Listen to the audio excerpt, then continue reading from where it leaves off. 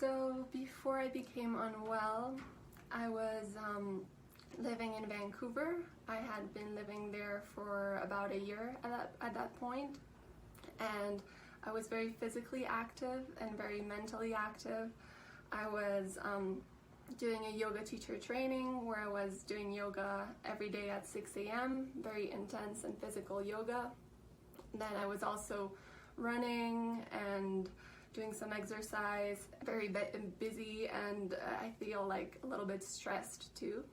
So that was kind of the setup for then me getting COVID in April of 2022. I was feeling like I had a virus and I got tested and it was COVID.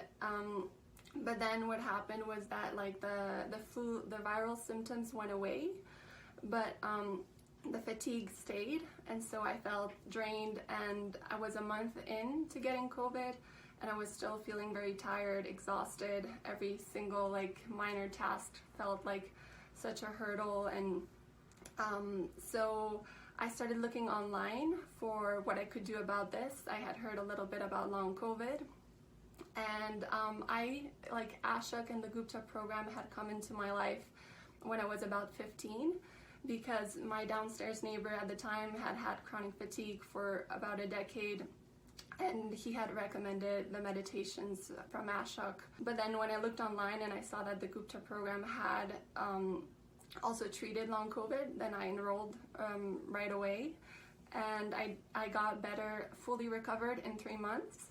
But then I eventually got COVID later on, about a year later after that.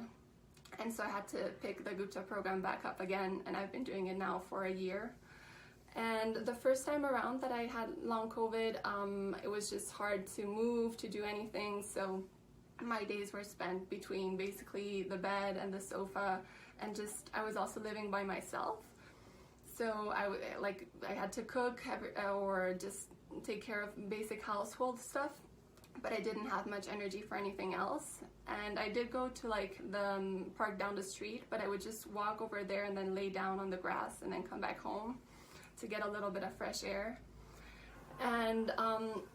And the second time around, it was a little bit less intense, the fatigue, but a little bit more prolonged, so it lasted longer. So the thing is, I did recover that first time in 3 months, but I feel like it was more of a superficial recovery, in the sense that it was a physical recovery. I was able to go back to doing like exercise, go out, see people, but I didn't do a lot of the inner work that I feel the Gupta Program also allows people to do, and kind of changing those mental patterns, going deep inside, you know, the way I related to myself and the world. So I feel like that is why I relapsed. I didn't really go deeper into the emotional and mental recovery. So the second time around, yeah, it came back, but basically the milestones, especially the second time around, were like both concrete things of like being able to do yoga again, to go to family gatherings, social gatherings again, but also more subtle, like learning to put healthy boundaries, learning kind of healing the relationship with my own body, learning to pace myself more easily, say no when I wanted to say no. So I feel like now I just approach it in a much more holistic way, where it's not only like, am I being able to run, or am I not having any pain in my body, but also, is my mind quiet, am I peaceful, am I motivated? I feel like it's a program that comes packaged as a program to heal from a chronic illness, which it is, but honestly I feel like it's so much more than that as well.